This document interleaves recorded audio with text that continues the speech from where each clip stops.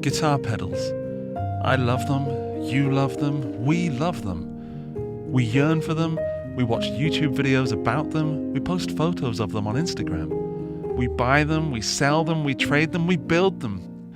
Gosh, sometimes we even plug them in and we damn well play them.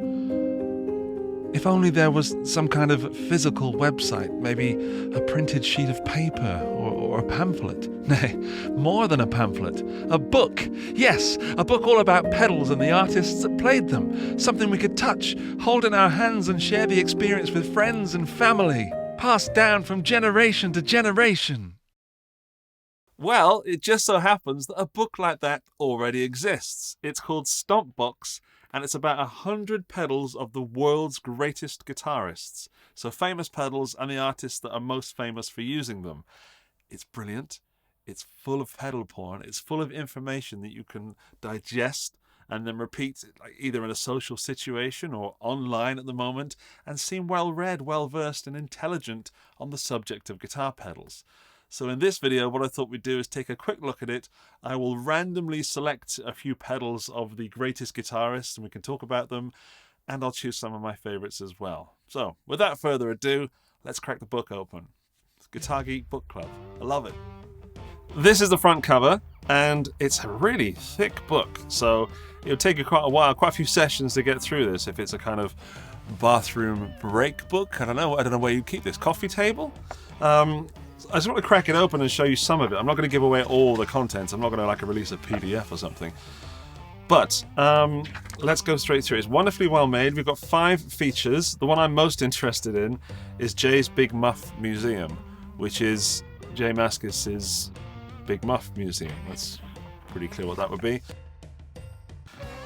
I promised pedal porn, and I've got no pedal porn yet. So forward, preface, blah blah blah blah blah, stuff that you can all read yourself if you buy the book. The first pedal is the Interfax Harmonic Percolator. Steve Albini, most famous to me for recording In Utero by Nirvana. And already look at the quality of the photo, lovely writing, lovely words. This is pedal number 001. So there's info about Steve there and about the pedal and his versions of it. The Electro Harmonix Sovtek Big Muff Pi. There is a lot of fuzz in this book. There is a heck of a lot of fuzz, because I wanted to look for something that isn't fuzz. It turns out there's a lot of fuzz. One of the things that someone requested, Turbo Rat, that surprised me, the Blue Guitar Amp 1. I'm glad that's in there, because it's a great piece of gear, but it surprised me that it's in there. I'm glad. Well done, Thomas. Someone requested was this. The Reverend, my friend, in fact, hang on. The guy that gave me that, the guy that placed that in my hand when we did the interview, Mr. Billy Gibbons from ZZ Top. Just going to put that there for a minute just to give me some good vibes. It's the Bisonic, I'm not sure how to pronounce that, Expandora EXP 2000. Now, I have the reissue of that, I believe, and it is a nasty, nasty, wonderful pedal. I'm not sure if it's a distortion or fuzz, but it is fantastic. So, more pedal porn. It's from 1995. I didn't know that. Introduced in 1995, the Bisonic Expandora EXP 2000 is a distortion/overdrive/fuzz pedal. So not even they know what it is. That makes me feel better. Brilliant. Renowned for its tonal range and dynamic sensitivity. All right. Yeah, so it's just a beautiful, beautiful book. And let's just flip to another fuzz. It's not just fuzz. Another fuzz. It's not just fuzzes. Okay, there's a non-fuzz. The Roland RE150 Space Echo. That certainly is not a fuzz. That's probably as far from a fuzz as I could imagine. It's a wonderful picture, and we've got a little story. This is the kind of book that I want to look through so that when you guys ask me questions, I can pretend to know the answers.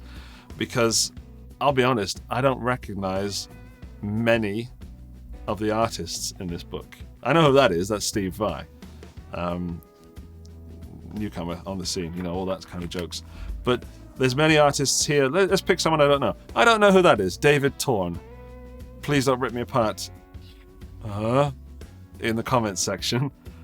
David Torn, Oberheim Echoplex. What band is David Torn from? A few moments later. David Torn, an American guitarist, composer, and producer. He is known for combining electronic and acoustic instruments for his use of looping. See? I don't know who that is, so I'm going to learn something. I just learned something now, the name David Torn, and now I'm going to read about him later and find out why he's associated with the Hexy Revolver DT. I've never even heard of that pedal. Ibanez CS9 stereo chorus from Kim Tal from Soundgarden. That's going to be an interesting read, because I've just recently got into chorus. Oh my goodness, this is the one I wanted to bring you. This is the Boomerang Plus phrase sampler, which was my most desirable gear in the late 1990s. I don't know if it was this exact model, but a Boomerang, what we would now call a looper. I thought it was fantastic. I was in a band and we had one guitar player, and I wanted to do a song called, I think it was 100 Mile High City by Ocean Colour Scene. Yeah, so that never happened. I never got one, I never funded it, and then I went off and spent money on other follies. But yeah, this pedal I really, really wanted, but maybe I'll get one day. You know, I have other loopers, but that'd be nice. Boss DD3 digital delay from Dave Navarro. So I'm learning lots of stuff. It's interesting to know the artist that was chosen for each pedal. So let's just do a quick flip through. That's the Dan Echo. So this section's on pedals for vocalists as well. I'm going to stop randomly. You ready? Here.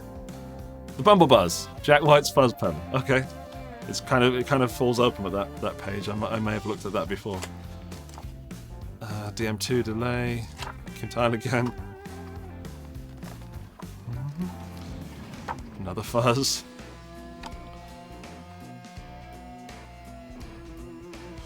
So much fuzz. Fuzz. So fuzz features heavily in this book. That is something that should be in this book. The Line 6 DR4 delay modulator. Modeler.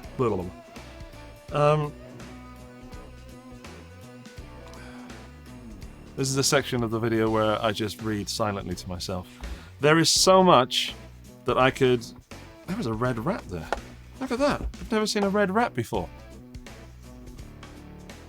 That's a whole lot of rats, and I've never seen a red one. So, as I've said several times, I think I'm learning a lot from this book. And not only am I learning, I'm enjoying myself while I'm doing it. The book is not cheap. It is not cheap. And it's certainly something... I don't know if I... What am I trying to say? I'm not trying to be careful, I'm trying to be honest. Clone Centaur. I'll leave it there, because as we're talking about money and expenses, it is a very... Wait. On the surface, it seems a very well-researched and very expensive project to get all this information together, to get the photos done, to bind it in such a nice way, so it's not just thrown together like a printed out PDF. It's an independent book as far as I'm aware. Do not quote me on that. I will research that and put something on screen. It's an independent book. True or false? I genuinely am excited to have a little bit of time to myself, maybe a glass of Ribena and a warm room with some ambient lighting of this book. This will be my post-Mandalorian read on Friday night. I can't wait. So, if you have even a passing interest in guitar effects and effects pedals and their history and music and guitars, which I'm guessing you do because you're watching a guitar-based YouTube channel right now, then I wholly recommend this book as, number one, pure entertainment, and number two, information. There's so much I can learn there, and so much that I hope to pass on to you, and you can pass on to your friends in the pub and all that sort of stuff when we get to go back to the pub. And you can bore your family with it.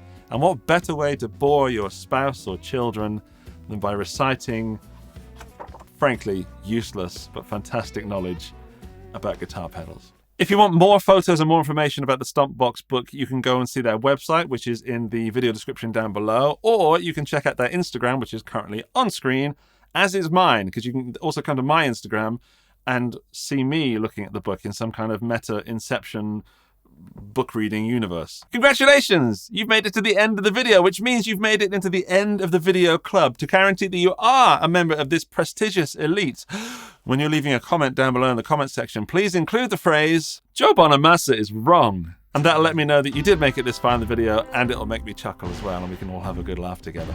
That's it. I'm going to go off now, watch The Mandalorian from last week, flick through this, and wait for the next episode of Mandalorian, and also flick through this.